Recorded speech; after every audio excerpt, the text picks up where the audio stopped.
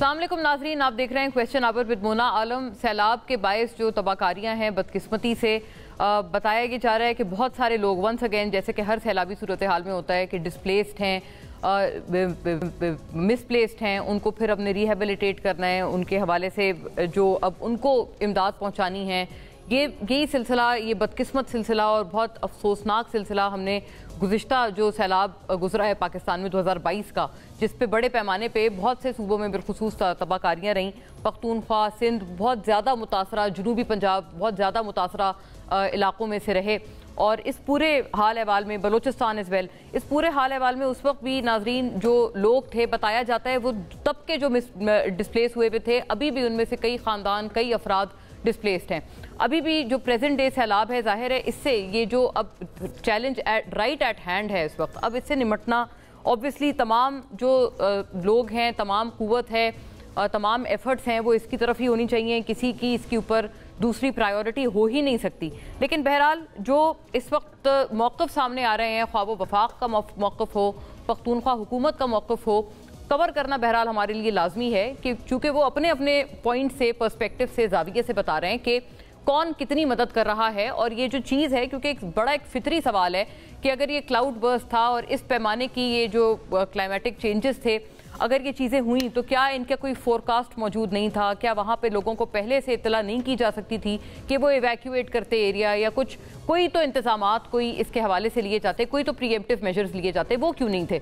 इसके ऊपर एक तो जहाँ पर पख्तूनख्वा हुकूमत के हवाले से भी कई इतराफ से ये वाली तनकीद उन पर ही आ रही है कि जी आपने क्यों उनको बर वक्त नहीं इत्तला दी, और क्या आप लोग ये नहीं कर सकते थे? वहीं पर दूसरी तरफ से वो लोग भी एक पलट कर जवाब दे रहे हैं और वो कह रहे हैं कि कोई इस हवाले से एक फ़ंड था नाजरीन, as per the PTI and the KP government, के जो वर्ल्ड बैंक की तरफ से एक फ़ंड मिला था और उसकी वजह से चीज़ें कई बेहतर हो सकती थी, लेकिन वो हुकूमत ने जो है मुतासरीन तक या इस पर्पज़ तक पहुँचाया ही नहीं।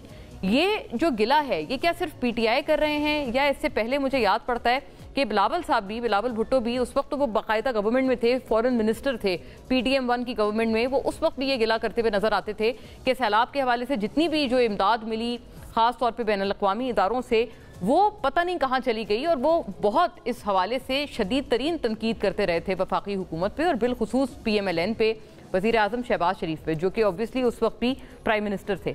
चंद चीज़ों को देखते चलिएगा। आज का कॉन्टेक्स्ट भी इसमें है, सैलाब के कॉन्टेक्स्ट में से, और पिछले सैलाब का भी इसमें थोड़ा सा कॉन्टेक्स्ट हमने इसी सेंस में डाला है। सैलाब की तबाहकारियाँ, वज़ीर आज़म शहबाज शरीफ की खुसूसी हिदायत पर पख्तूनख्वा समेत सैलाब से मुतासरा अजला में रिलीफ और बहाली की सरगर्मियों को तेज़ कर दिया गया है। याद रहे, अभी भी जो फोरकास्ट है वो ये बताया जा रहा है कि ये जो खुदा न खास्ता ये और बढ़ने का भी खदशा है, कि अभी भी जो वेदर फोरकास्ट है वो इसी तरह से अनप्लेजेंट ही नजर आ रहा है। ज़िले इंतजामिया की रिपोर्ट के मुताबिक क्लाउड बर्स्ट और सैलाब से अमवात की तादाद 400 से तजावुज़ कर गई, जबकि 670 अफराद जख्मी। वज़ीर आज़म और वुज़रा ने रब्ता करके मदद करने की पेशकश की। वफाक की जिम्मेदारी है कि वो सैलाब मुतासरीन के लिए इमदाद करें। वज़ीर आला KP, पख्तूनख्वा के लोग मुतमईन रहें, वफाक मदद करे या ना करे, हमारे पास वसाइल मौजूद हैं। वज़ीर आला KP, ये वो खैबर पख्तूनख्वा हुकूमत नहीं जिसके पास वसाइल या तनख्वाह के पैसे ना हों। अपने लोगों को हम खुद ख्याल रख सकते हैं और मुतासरीन का अजाला भी कर सकते हैं। वज़ीर आला गंडापुर, सैलाबी सूरत हाल के वक्त इज़हार यकजहती करने पर तमाम सूबाई हुकूमतों के मशकूर हैं। वज़ीर आला KP, इमदाद के हवाले से वफाकी हुकूमत सिर्फ सियासी बयानात तक महदूद है। वफाक या पंजाब से अभी तक कोई मदद नहीं मिली। ये बड़ा नाजरीन एक सीरियस एलिगेशन है तर्जुमान वज़ीर आला पख्तूनख्वा फराज अहमद मुग़ल की तरफ से।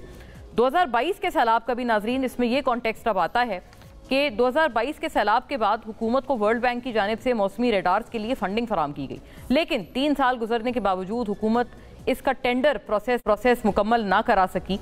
ये एक तवील ट्वीट है रहनुमा PTI असद कैसर की, उसमें उन्होंने और भी इस तरह के इल्ज़ामात की और एलेबोरेशन भी की है। और इस गफलत के बायस पाकिस्तान के बेशतर इलाकों के अवाम को क्लाउड बर्स्ट और सैलाबी सूरत हाल के बर वक्त इत्तला न मिल सकी और अवाम को जानी और माली नुकसान उठाना पड़ा। रहनुमा PTI असद कैसर। और यही इसी तरह की तनकीद बिलावल भुट्टो साहब जब 2022 के हवाले से वो करते रहे, पिछले साल सितंबर 2024 में भी उन्होंने ये बात दोहराई। बिलावल भुट्टो जरदारी ने गिला किया था कि वर्ल्ड बैंक ने 2022 के सैलाब मुतासरीन की बहाली के लिए $400 मिलियन का कर्ज दिया था, जो वफाकी हुकूमत ने अपनी जेब में। Once again a very serious allegation on primarily the PMLN as a party. इन तमाम मामलात पे नाजरीन बात करते हैं। और जो डियर कैदी 804 پہ جو ایک کالم لکھا ہے جناب سہیل وڑائچ صاحب نے، ان کی ملاقات بھی ہوئی ہے army chief field marshal Asim Munir سے. اس کے بعد کا احوال آپ تمام کے سامنے ہے.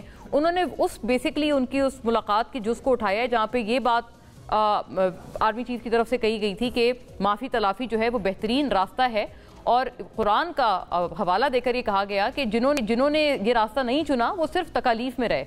لگتا ہے اسی چیز کو ایک آگے مزید بڑھاتے ہوئے سہیل وڑائچ صاحب اپنے اس کالم میں لکھتے ہوئے نظر آتے ہیں کہ معافی تلافی کر لیں، آپ کا کچھ بھی نہیں بگڑے گا، بلکہ آپ کی پارٹی کو ایک نئی جان ملے گی، وینٹیلیٹر سے جو ہے وہ نکلے گی پاکستان تحریک انصاف. اور خاموش رہیں، سسٹم کو چلنے دیں، اگلے الیکشن پہ کنسنٹریٹ کریں. کیا یہ تجویز، $1 ملین سوال یہ ہے کہ پی ٹی آئی مانے گی بحیثیت پارٹی؟ خان صاحب مانیں گے؟ کیونکہ یہ تجویز خود ویسے تو خان صاحب کو ہے، پی ٹی آئی کو ایز اے پارٹی نہیں ہے. یہ خان صاحب کے لیے، یہ ان کے نام، یہ دراصل یہ پورا ایک طویل خط ہے. تو کیا وہ اس کو مانیں گے یا نہیں مانیں گے اس تجویز پر؟ اور کیا ری ایکشنز آتے ہیں پی ٹی آئی کے؟ تمام باتوں کو زیر غور رکھیں گے.